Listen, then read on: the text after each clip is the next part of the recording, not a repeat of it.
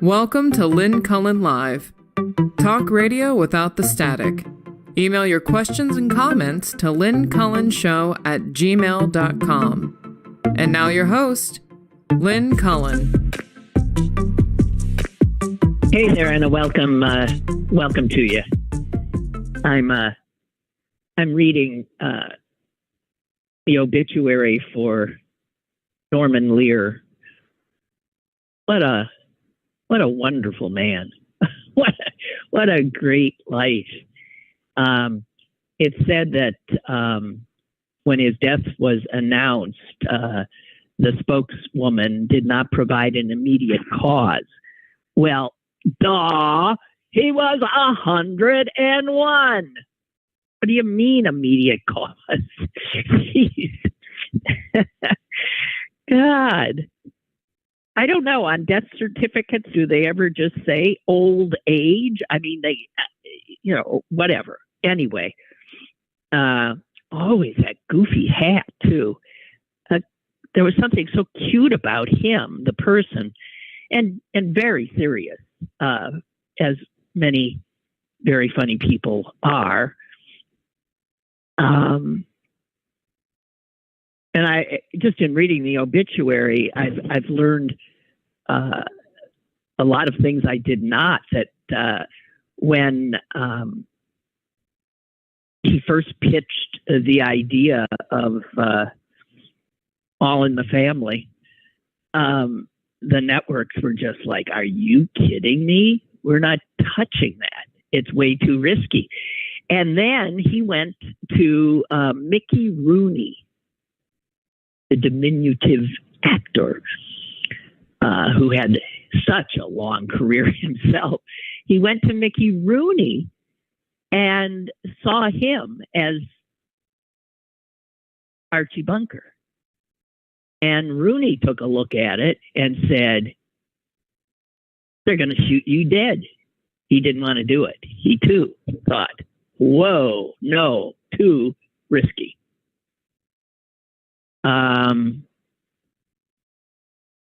But obviously, Carol O'Connor did not think so, and the rest is history. There are quotes from those in the business who know the impact that Norman Lear had, because his shows transformed situation comedy. It was this bland, white bread, father knows best, just ugh. And I remember those shows, even as a child, and I think I've talked about this, watching those shows. I always felt that there must be something wrong with my family, because my family was not like the families that were portrayed. And that is because the families that were portrayed were unreal. And what Lear did was take the structure, the situation comedy structure, and make it real. I think the quote that I saw that was the best one was from the great screenwriter Patty Chayefsky, who said, I'll find it for you. Or maybe I won't. That Lear took the TV sitcom, or TV drama and sitcom. He took it away from what was then the, Private Eyes, Cowboys, Perfect Families, blah, blah, blah, blah, blah. And in their place, he put the American people. I think Chayefsky had said he took the audience and put them on the TV set, so that a little kid in Green Bay, Wisconsin, looking at the Donna Reed show wouldn't have that uncomfortable, disquieting feeling that what these shows were saying to her was that something wrong with your family. And the families that were put up on Lear's shows were real, and they were dealing with real problems, not nonsensical BS that the old sitcoms had been. And a lot of people who study TV and how it changed said, you know, you can look at the complex figures in The Sopranos or The Wire, and you can trace that back to what Lear did by bringing real people on the screen, because nothing was ever neatly wrapped up in Lear's world of television. And that is because nothing is ever neatly wrapped up in real life. So for the first time, he put on familial dysfunction and racial prejudice and rape.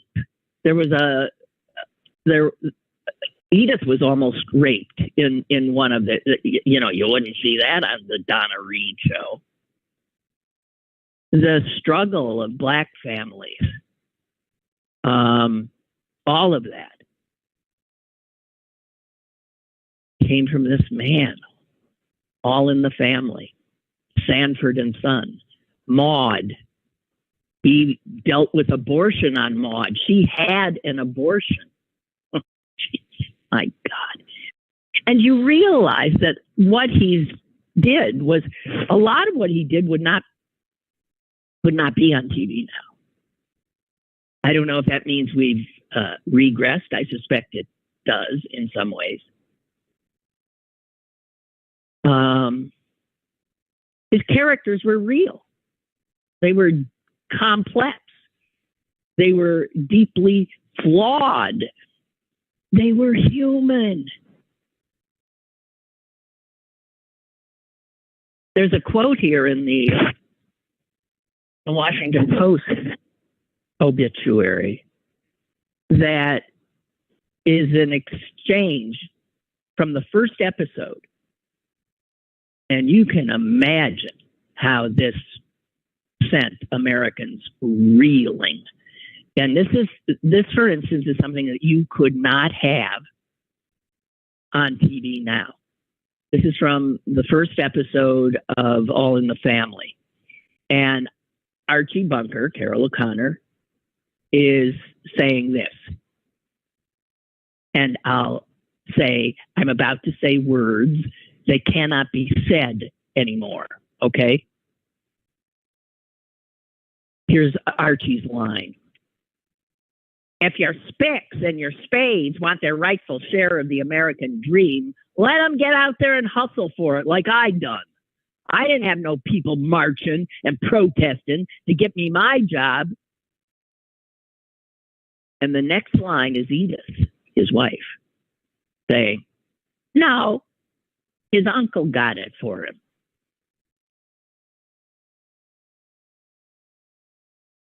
There it is in the bigot and the guy with the privilege who doesn't recognize the privilege, who thinks he got there all by himself, and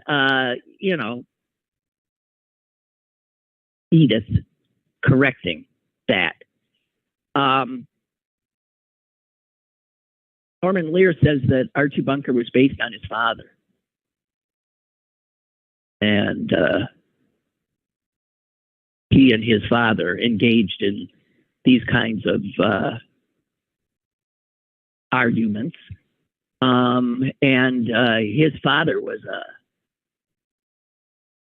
father spent 3 years in jail. He was just always trying to get rich quick kind of guy, and fell afoul of of the law. But wow, Norman Lear, God bless him. And then, of course, there was that the second act when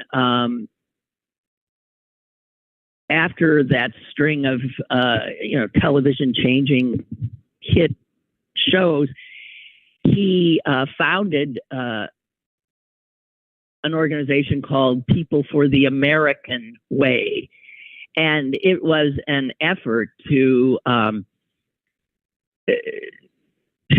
create a countervailing force to Jerry Falwell's moral majority.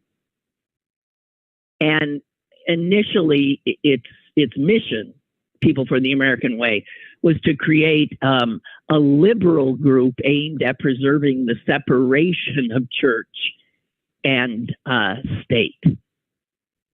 And man, that group became pretty dang powerful. In fact, Jerry Falwell, the founder of the Moral Majority, called Norman Lear, quote, the greatest enemy of the American family in our generation. Wow. So, too bad. It's not too bad. That's a long life. And wow. It says in his later years, he did his best to plug into the zeitgeist. He attended Foo Fighters and Red Hot Chili Peppers concerts. He rescued Concord Records, a foundering jazz label. He brainstormed with the writers of South Park. And anybody who's watched South Park knows that one of the little characters, Eric Cartman, could be Archie Bunker's great-great-great-great-grandson.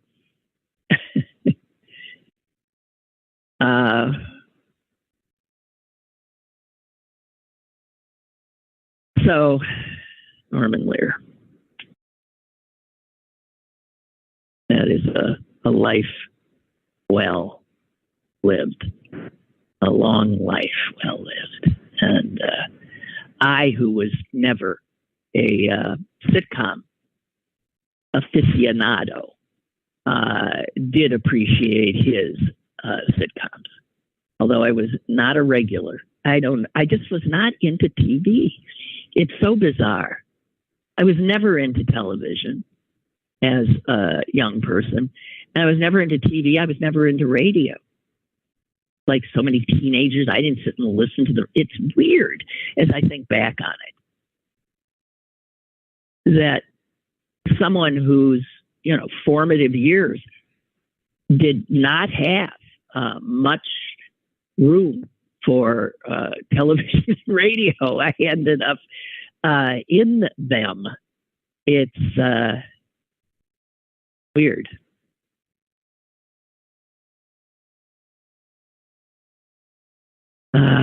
Yeah.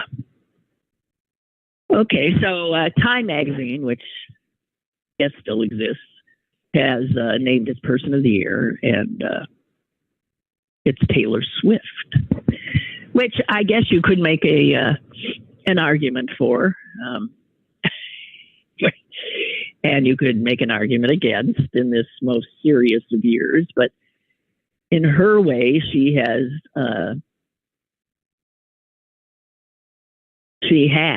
not overlooked the seriousness of the times as she catapults herself into the stratosphere of pop stardom. She has been political. She has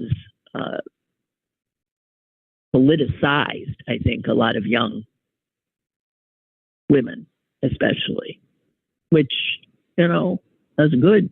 She tells them to vote. That's good. Believe it or not, I'm not aware of, there's not one Taylor Swift song I can name. This is how out of it I am. And I wouldn't recognize her voice if I heard it. And I do mean to remedy that. At some point, I'll go see the movie of her concert, so I can at least see what all these young women are just going so nuts about, and must be something there.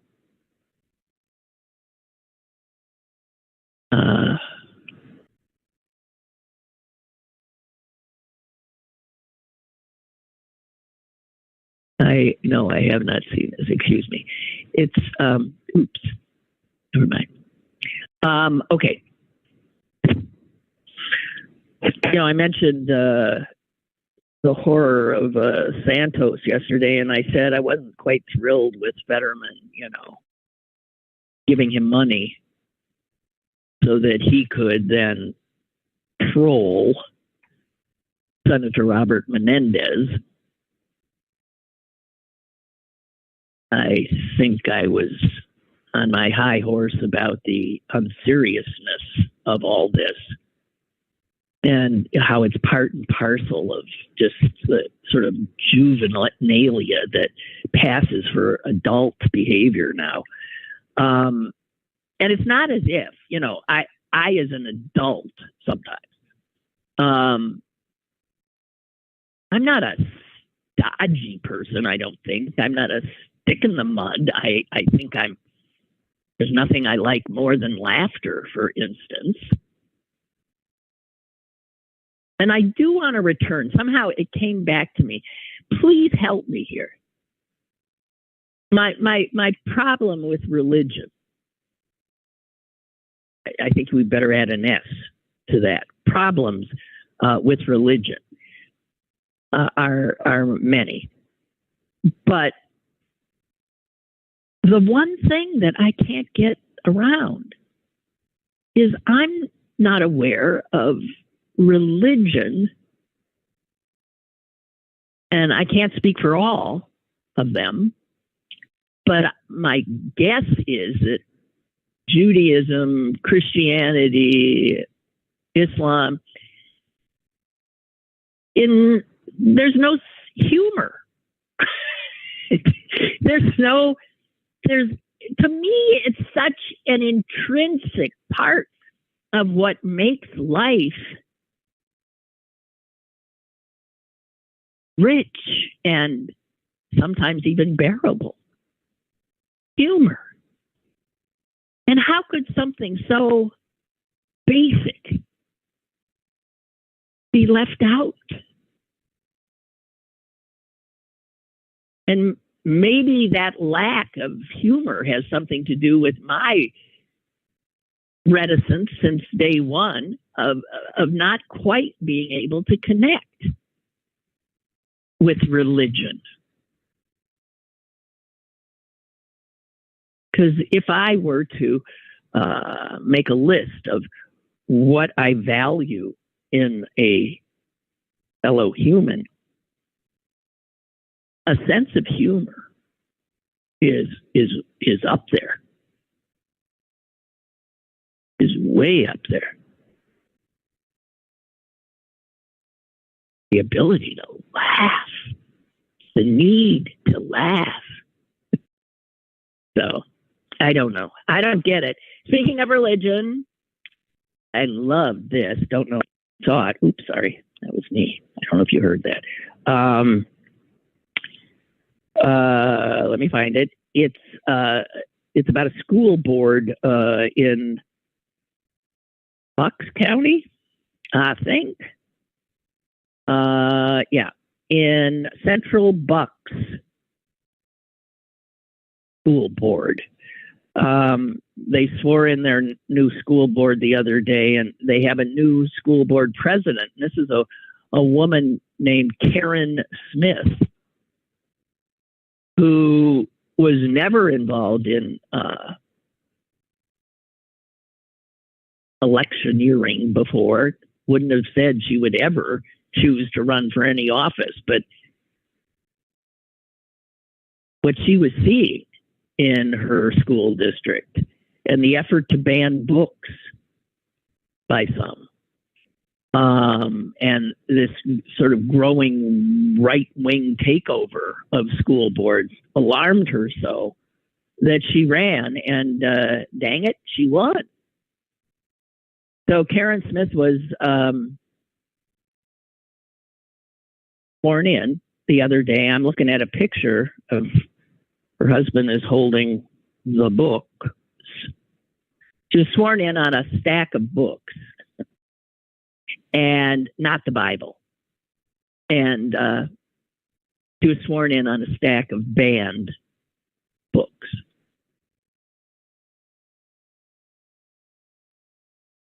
Because she says that had more significance to her in the moment than the Bible would have. So I really like that. But I was talking about, wasn't I, before I derailed myself, about Santos and Fetterman paying him to troll Menendez by doing this cameo thing. And I find out today that Santos has, in the last, week? How long has he been an ex-congressman? Not even a week. Since being ousted, expelled, and joining Cameo, where he is, for a fee, willing to do a video for you. He has made already more than his congressional salary, which is $170,000 a year. For an ousted congressman, he is one happy fellow right now. And I guess all of this will go to pay for attorneys to try to keep him out of jail. But the CEO of Cameo said, man, he's going to be an absolute whale. I mean, he's putting up numbers like Sarah Jessica Parker, Bon Jovi. So apparently, he'll do, I can see where someone would think this is a riot. I'm going to get him to, wish my mom a happy birthday or something. I mean, you can ask him to do anything, and knowing him, he will. And so he just knocks these out at $250, $300 a pop. The money's just rolling in. I gotta tell you, you gotta love capitalism. You do. I remember once on that show on WQED, making the conservative Republican Heather Heidelbaugh go insane when I said to her that capitalism is not a moral construct. She went berserk. And even though what I said is unquestionably true, it's not a moral construct. It's an economic construct. But the way somebody like Heather Heidelbaugh will approach it, it's like a moral concept. It is the most amoral, I guess. Certainly, if it were a moral, I needn't even. You're too bright for me to continue on with that. Jeez. So I have been. Oh no! Let me do this just for fun. Every once in a while, I come across something. I think it's sort of fun to see how that Americans traveling anywhere in the world now are. Well, this was true in the 60s and 70s too.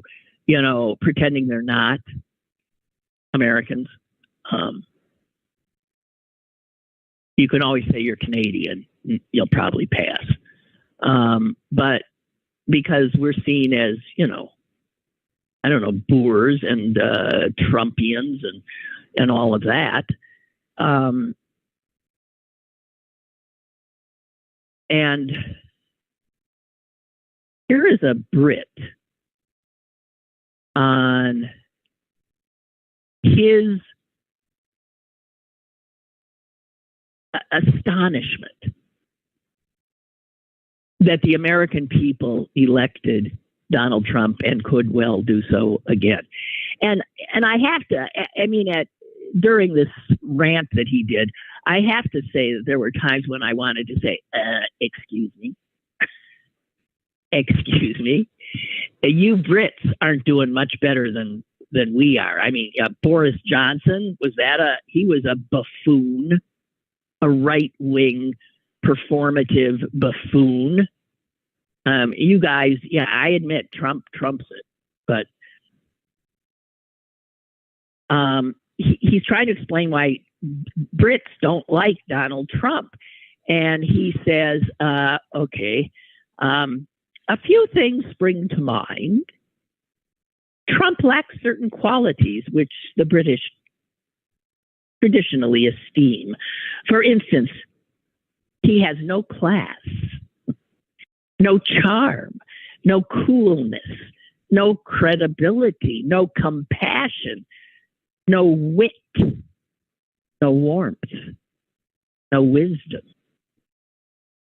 no subtlety, no sensitivity, no self-awareness, no humility, no honor, no grace. Let's just stop for a minute and think of the breadth of that condemnation, and of how unassailable it is. I'd like to see somebody say, "What do you mean he has no class?" Or "What do you mean he has no subtlety?" Or "What do you mean he has no honor?" Well, you get what I mean. And he doesn't even seem, the Brit goes on, to understand what a joke is.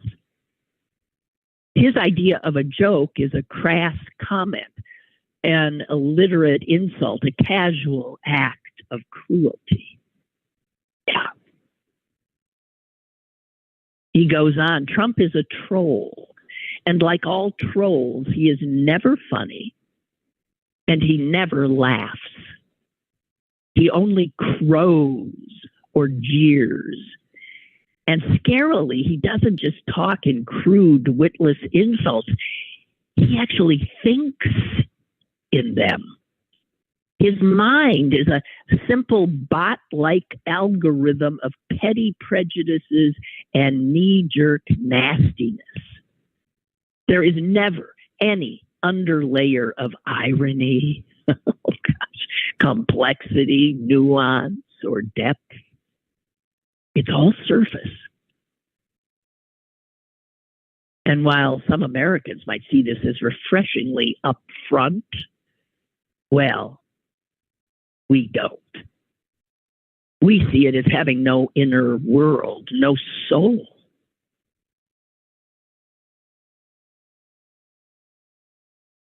He's not even a spoiled rich boy or a greedy fat cat. He's a fat white slug, a Jabba the Hutt of privilege. Worse, he is that most unforgivable of all things to the British, a bully. That is, except when he is among bullies, then he suddenly transforms into a sniveling sidekick instead.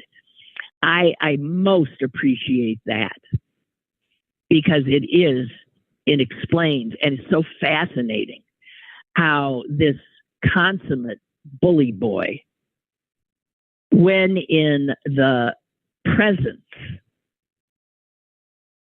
of a bully with more power to his mind, how he immediately acquiesces. Whether it's Putin, whether it's Xi, whether you name the dictator, he immediately becomes a fanboy.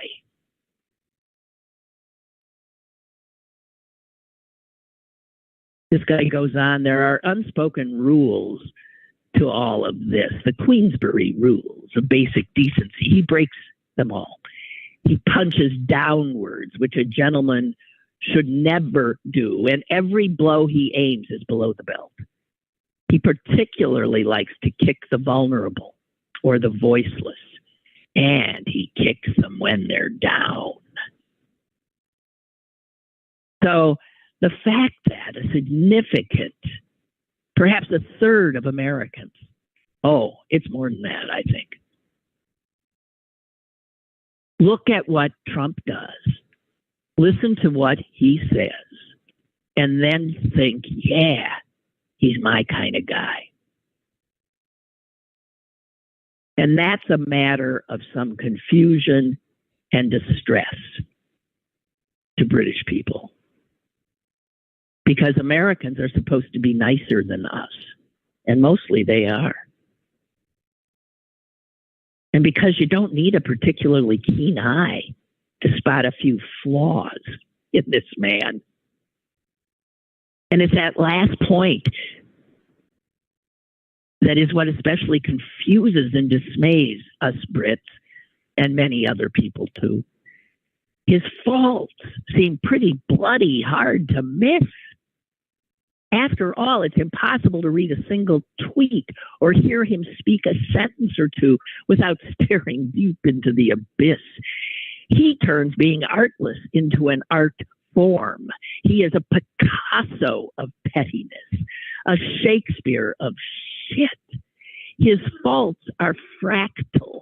Even his flaws have flaws, and so on ad infinitum. God knows there have always been stupid people in the world, and plenty of nasty people too, but rarely has stupidity been so nasty. Or nastiness so stupid. He makes Nixon look trustworthy and George W. smart. In fact, if Frankenstein decided to make a monster assembled entirely from human flaws, he would make a Trump. And a remorseful Dr. Frankenstein would clutch out big clumpfuls of hair and scream in anguish, "My God, what have I created?"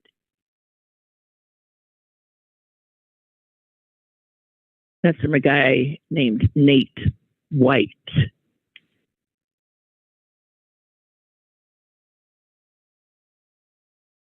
Hey, you guys, keep your emails coming. It's a riot. I got 5 this morning before the show.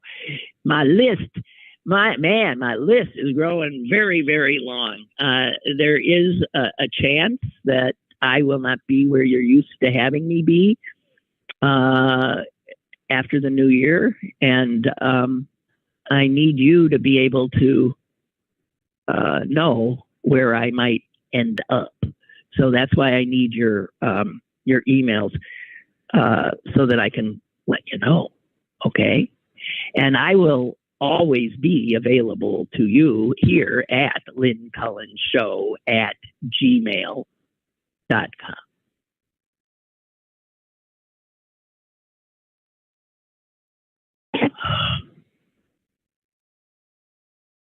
Hey, if you're looking for, it's a gift buying season, and you're thinking, well, I could probably get that at Home Depot. Might I suggest you go to Lowe's instead? I'm just saying, because I know I try to do this, although it's really difficult.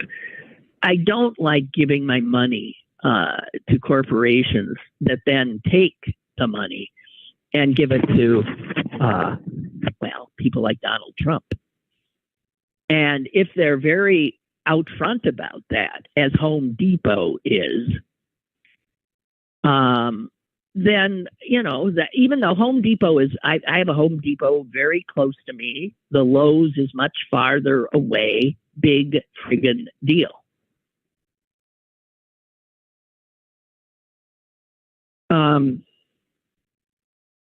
It has donated over $1 million to Republicans who are full-on Trumpian election deniers and insurrectionists.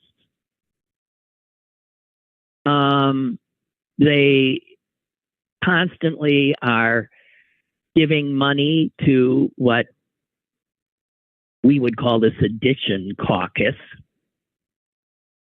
And those are the Republicans who refuse to certify Joe Biden's win on January 6th. And I don't know about you, but this is the thing about the marketplace. It is free up to a point.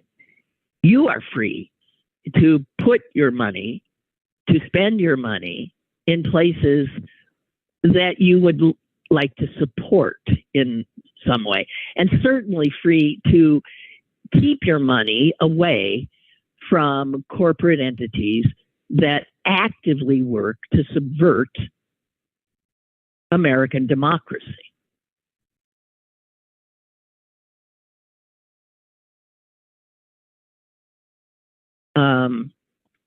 Some other folks that are corporations, and, you know, just try to stay away from these guys, right?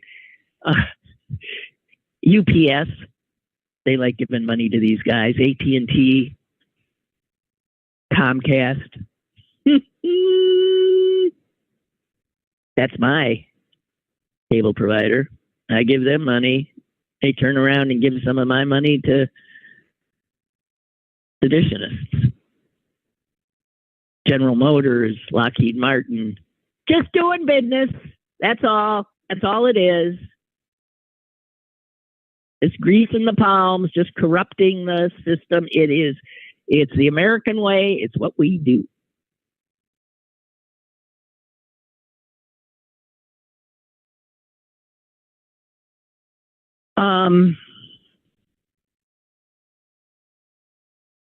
Jesus. I'm sorry. I'm struggling right now because I do want to say some things, and I feel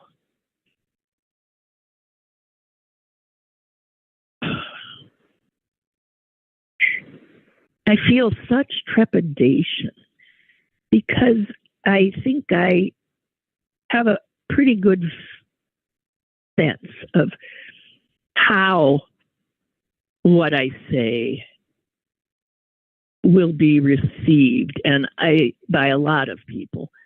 And just that fact alone gives me so much pain. And it's not my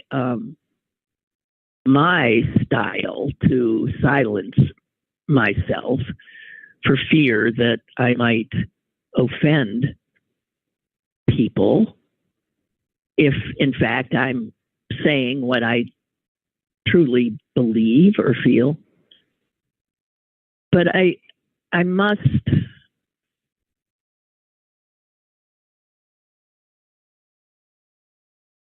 I don't know. I'm thinking, you know where I'm going, right? I'm going to the horror. And I haven't spoken of it, I don't think, all week, because I'm avoiding it because what is there left to say? And there are so many offshoots. The offshoot I'm most interested in, though, is not the war itself, but the Jew hate it's kicked up. And and here is again the trepidation, because I understand a lot of folks who are not Jews and let's say are not members of a minority group and who have empathy, you know, up to a point, they're willing to, sit and listen to the grievances that groups that have been harmed by prejudice have. But I do think there's something very special about Jew hate, different about it. And I think I always knew it, but I was one of the luckiest Jews in history because I happened to live in a country in a sweet spot of its history in which being a Jew was not much of an issue.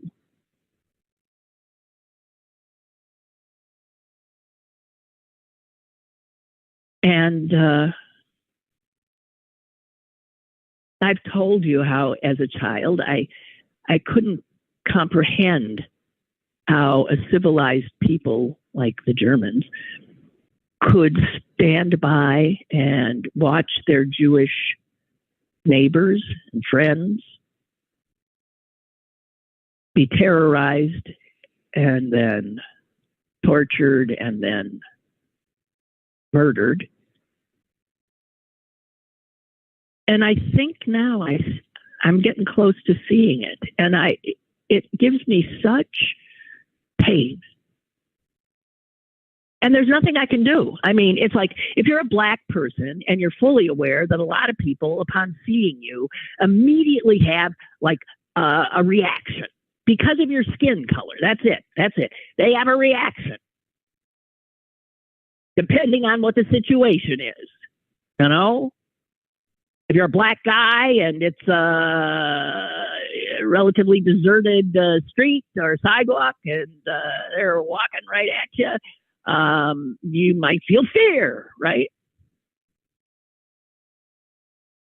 Does that make you a racist? Yes. Yes, it does.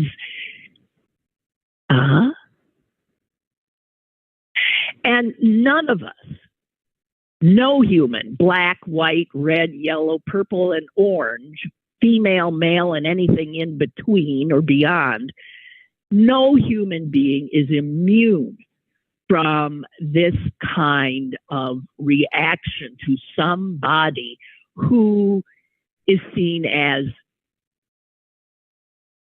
different. That's a reality.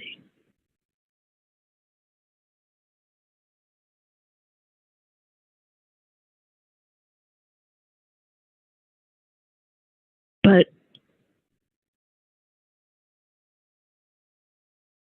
I can't. I don't know what I'm going to say. I cannot tell you how worried I am. That sweet spot of time for American Jews in the United States of America could be closing, ending. It wouldn't be shocking. We're seeing potentially the democracy of this country ending. And anytime there is this kind of convulsion, Jews are always somehow finding themselves in the middle of it. It's our job, I guess. We never applied, but there it is. When there's trouble, when people don't have answers, when they're frightened, Jews are about as, it's just send in the Jews.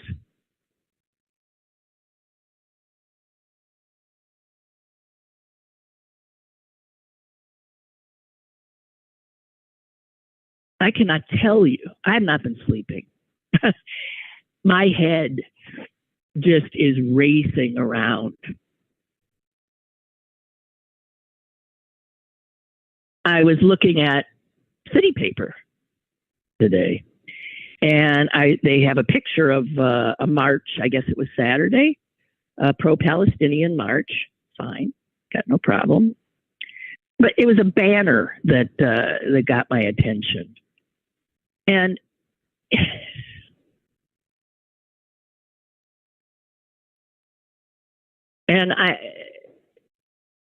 the banner, it's a big one,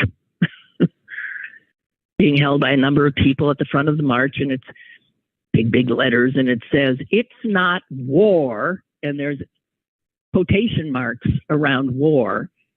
Why, I'm not sure, as if war is not something that is real. I mean, why would you put quotation? It's not war.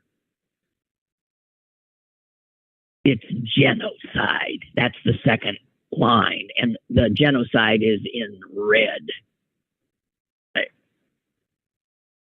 Well, I have said this before. It is war. Horrific. It is war. What do you mean it's not war?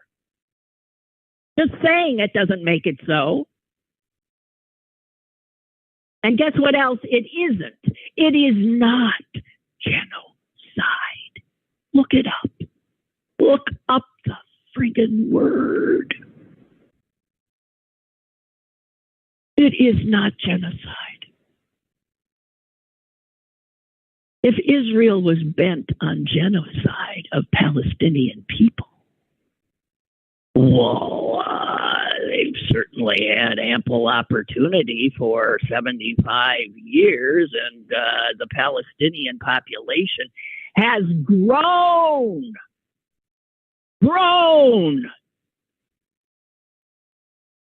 When the Nazis decided to genocide the Jews, I can assure you the Jewish population did not grow. It's not genocide. It's war. So when I see this sign and all these people agreeing with it, I think, are you nuts? And then to see the crowds outside a restaurant in Philadelphia, and they're screaming that the people inside this restaurant were, well, they were saying, "We accuse you of genocide." They're people who feed people in Philadelphia, and there's a whole crowd outside their restaurant saying, are you going to go into that restaurant with a crowd of angry people? No. So they're really harming that restaurant. And inside that restaurant, there are no people committing genocide or even, as far as I know, stepping on a fly. What is inside that restaurant are Jewish owners. So when this is the slippery slope, and Jews know it too well. We know it in our blood. It's, black people, trauma lives in the bone and blood if it's ongoing for centuries and millennia.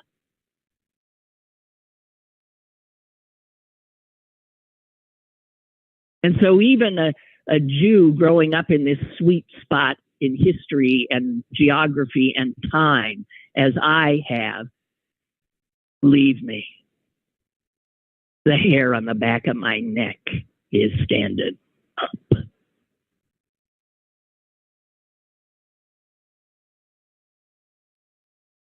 And it's not my imagination.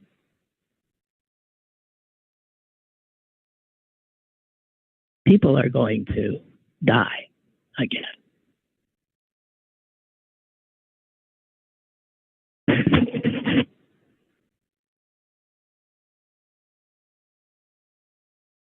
I saw that just some things that made me want to weep.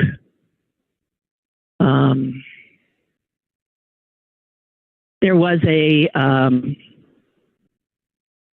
Hanukkah starts tomorrow. Pretty early this year. It shocked me.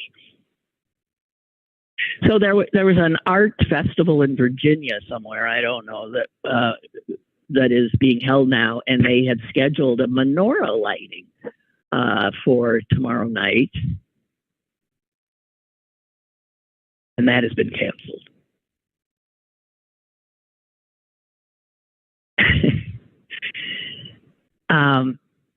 That has been canceled because the organizers say they do not want to appear to choose sides in the Israel-Hamas war. And I have to tell you, if you don't understand why a Jew seeing that doesn't have a sick feeling in the pit of her stomach, then you don't get it. Because what do the Jews in Virginia who maybe are attending that thing, who might have attended the menorah lighting of their holiday, what do they have to do with the war? This is the equation of Jew equals Israeli.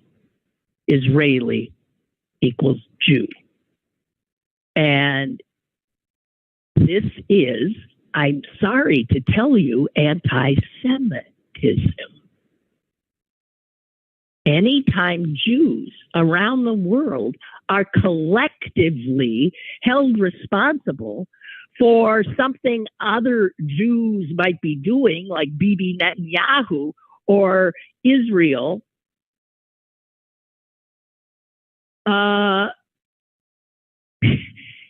then something is being connected here that shows that people do really see no difference between an American Jew here and what's going on there. Collective guilt.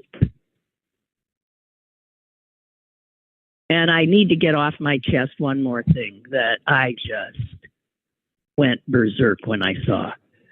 There is a group at Columbia University these are social workers. God help us. These are people going into social work. It's the Columbia Social Workers for Palestine group. And they were going to have a teach-in about, listen to this, what they called the counteroffensive on October 7th.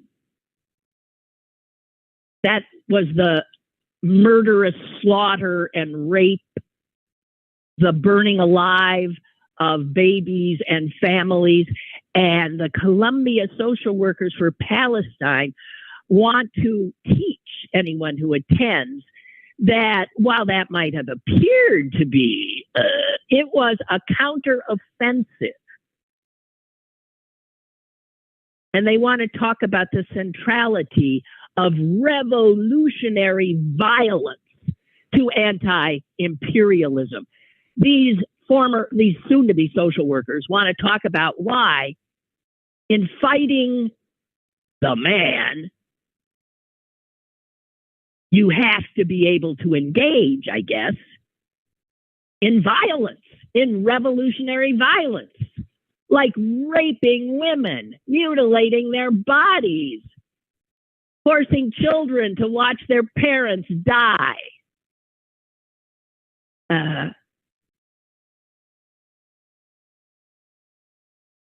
God help us. I have a caller. Hello. Hello. Hello. Yes, I agree with you 100% on what you said. That's not what I called for. Okay. What I was going to call about is I'm so sick of the news media acting like Donald Trump's going to be the nominee. And then another thing that really agitates me is Donald Trump gets in there and he's going to make this all go away. All these things he did is just going to go away because he's going to say, nope, I'm going to pardon myself and it's just going to go away. That is furthest from the truth. That is not going to happen. And if he does try to do it, good luck to him. He'll see what happens to him. He will go to jail just like everybody else. Matter of fact, he's probably going to be in prison before if he does get nominated, which I don't think he's going to be a nominee anyway, but if he does, okay, we'll give him that. But the news media is playing this like it's going to be Trump and Biden. We don't know that. Nobody knows that. No, it's true. We don't know it, but it sure is getting a little late to change that. I mean, we're already less than a year now away from the election. And yeah. Trump is the be all and end all to most Republican voters and to the people in his party in Congress. And I don't know who could step in for Biden at this point. I do think it'll be Biden and Trump. And I do think if Trump wins, we're finished. No, I don't believe it. I think. Okay, well, I hope you're right. I hope you're right. Matter of fact, I think he'll be in prison before, if he does, and they have an election. He might be the nominee. Ain't going to happen. The minute he goes to prison. Then our country deserves that. If we let that go, and that's how we are, and that's what we're standing for, then we deserve what we got. Because that is ridiculous. Think about it. So they're saying, well, I don't know about you. I don't deserve He's a king, is what they're saying. And we fought a war for that, didn't we? We didn't want to be under king and queen. I mean, yeah, but that was so long ago. And I listen. I don't know. As I have said over and over again, I'm not so afraid of him.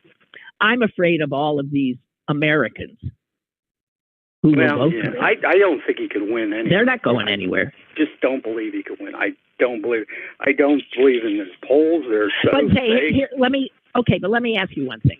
I also think that if it's Biden Trump, somehow Biden will win. However, although it's not a given, what will Trump do if he loses again? Probably be in jail. No, he'll deny the loss. He'll say it was rigged, and his people will be in the streets causing mayhem. Well, then you just send in National Guard or somebody to take care of him. Put him in jail. I don't know. All I know is he's going to be in prison eventually. Just give it time. He will be in prison. I don't know how long he'll stay. I don't know. But the guy will be convicted. That will happen. I don't know when. I don't think he can win, for one thing. Okay, I'm not sure if he's going to be nominee. I'm not. Okay, I've never hoped more that you are correct. Just let me say. So whatever. And if you're sick of this narrative from the media, you better just check out. Stop listening, because it's only going to get louder. I don't watch. Once in a while, I'll turn on, but I see it and I can see all the stories, and I block every one of them. Fox News, I don't know. There's all kinds of them. Now I can't think of the names, but I block them because I can tell right away who they for when the way they present the story. It's so easy. I just do it. I hope it pisses them off. It probably doesn't do nothing. Probably puts something else up. Makes me feel okay. Good. All right. Anything that makes you feel good, we're happy. But I do. All right. What you're talking about before, I agree with you 100% on all that. You're right. Yeah. Exactly. God right. help us. Hit the nail on the head. Okay. Yeah. Thank you. Thank you very much. Bye-bye. Yeah, thank you. Bye. Oh, God.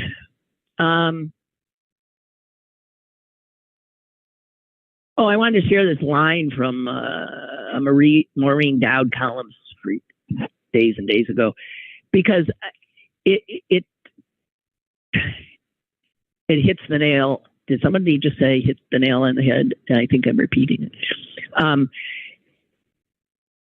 There's a front page New York Times piece today that's headlined, "Nations Losing Race to Control Dangers of Artificial Intelligence."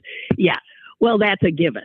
There's no way nations, we or anybody, are going to get ahead of it, which is why those of us who've been watching this feel such alarm. It's like, which catastrophe is going to hit first? But Dowd said this, and I just so agree with her. I don't know how you disagree. Here it is. We are totally at the mercy of Silicon Valley boys with their toys, egos crashing, temperaments colliding, ambition and greed soaring. There it is.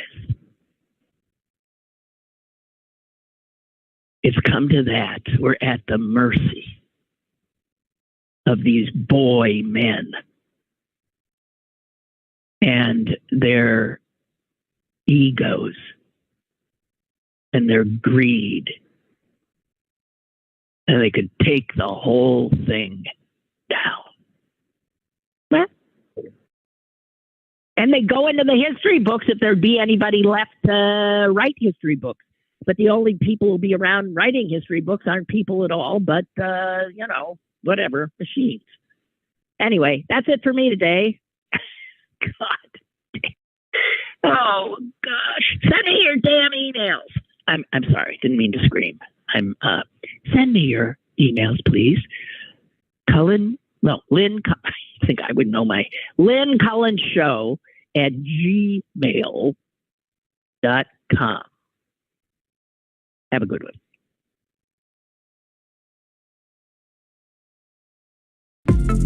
Lynn Cullen Live, Monday through Thursday from 10 a.m. to 11 a.m. and archived at pghcitypaper.com. The opinions expressed on Lynn Cullen Live are those of the host and do not necessarily reflect the viewpoints of Pittsburgh City Paper or its advertisers.